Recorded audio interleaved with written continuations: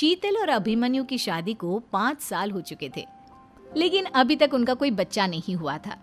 इसकी वजह से शीतल और अभिमन्यु परेशान रहते थे, लेकिन उन दोनों से ज्यादा परेशान थी शीतल की सास, यानी अभिमन्यु की माँ जानकी देवी। जानकी देवी चाहती थी कि जल्दी से जल्दी उनकी गोद में पोता या पोती आ जाए, और इसीलिए वो अपनी बहू शीतल को लेकर एक दिन हॉस्पिटल पहुंची। डॉक्टर मैडम, जरा ठीक से चेक करके बताइए ना। कई बड़े बड़े डॉक्टर को दिखाया है, लेकिन मेरी बहू माँ ही नहीं बन पाती। मैंने शीतल को बहुत अच्छे से चेकअप किया है।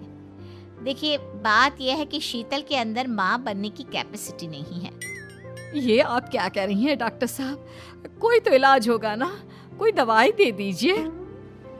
देखिए, कुछ प्रॉब्लम ऐसी होती है जिनका कोई ट्रीटमेंट नहीं होता। आई एम सॉरी टू से, लेकिन शीतल कभी माँ नहीं बन सकती, क्योंकि उसके यूट्रस में अंदर से ही कुछ प्रॉब्लम है। घर आने के बाद क्या हुआ माँ? कहाँ लेकर गई थी आप शीतल को? अरे कहाँ लेकर जाती, डॉक्टर मैडम के पास ले गई थी, लेकिन तेरी बीवी तो कभी माँ बन ही नहीं सकती। मम्मी जी, इसमें मेरी क्या गलती? अगर अंदर से कोई प्रॉब्लम है तो उसमें मैं भी कुछ नहीं कर सकती। जानती हूँ, ये बात डॉक्टर के मुंह से सुन चुकी हूँ। अब दोबारा मेरे सामने इस बात का गाना मत गा। अरे माँ, परेशान होने की जरूरत नहीं है, हम सोचते हैं ना कुछ। अरे क्या सोचेगा तू? जब डॉक्टर कह चुका है कि तेरी बीवी माँ नहीं बन सकती, तो बता क्या सोचेगा तू? कहाँ से लाएगा बच्चा? माँ, ये तो मैं भी नहीं जानता। अभिमन्यु, क्यों ना हम अनाथ आश्रम से एक बच्चा गोद ले आए? क्या फर्क पड़ता है बच्चा हमारा हो या गोद लिया हुआ? आई बड़ी बातें बनाने वाली। क्या फर्क पड़ता है? अरे क्यों फर्क नहीं पड़ता? मुझे इस वंश को आगे बढ़ाने के लिए मेरे बेटे का खून चाहिए, किसी दूसरे का नहीं। लेकिन माँ, आप जानती हैं कि ये अब पॉसिबल नहीं है। मैं कुछ नहीं जानती। मैं किसी पराये की औलाद को इस घर में अपना पोता या पोती बन के बढ़ता हुआ नहीं देख सकती। मेरा वंश मेरे बेटे के खून से ही आगे बढ़ेगा। लेकिन मम्मी जी, ऐसा कैसे हो पाएगा?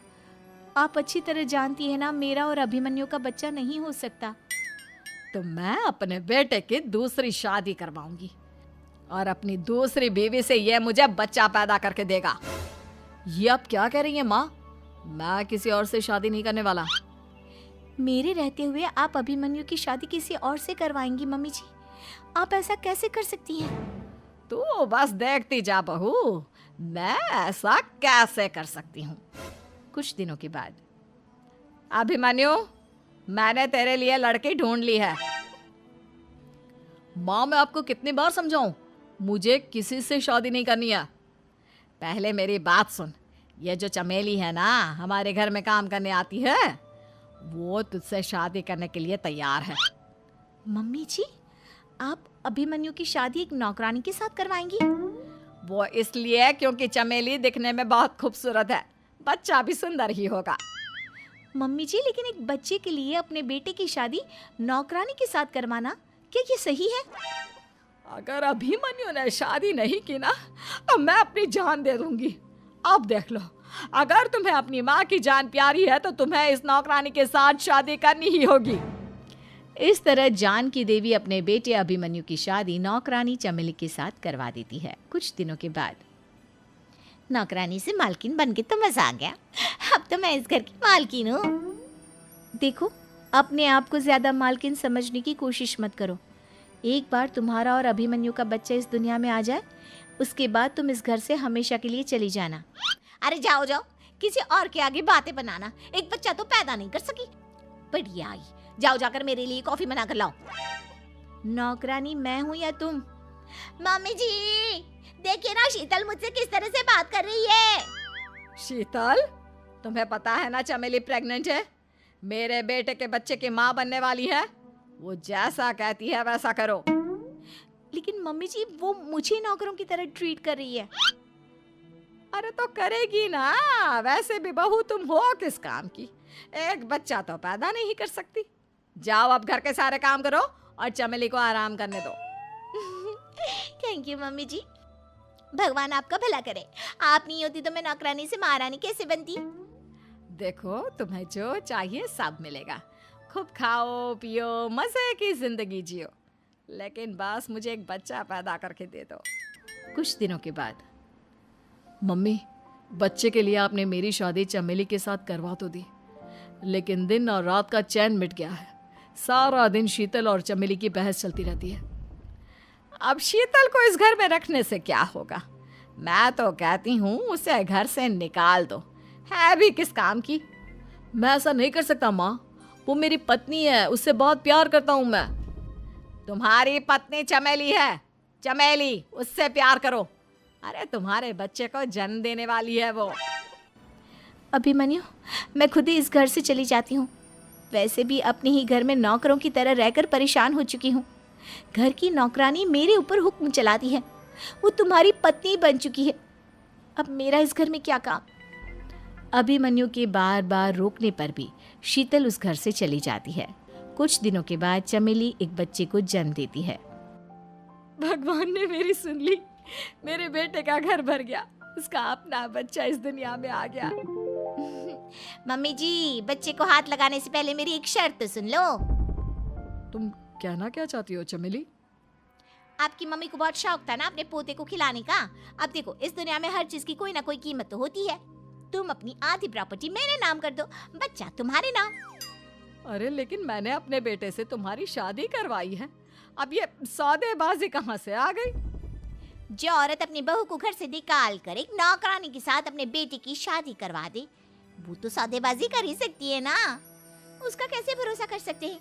मुझे बस आप लोगों की प्रॉपर्टी चाहिए, उसके बाद ही बच्चे को आप हाथ लगा सकते हैं। मैंने कहा था ना मम्मी, आप गलत कर रही हैं। देखिए, उसका नतीजा आपके सामने है।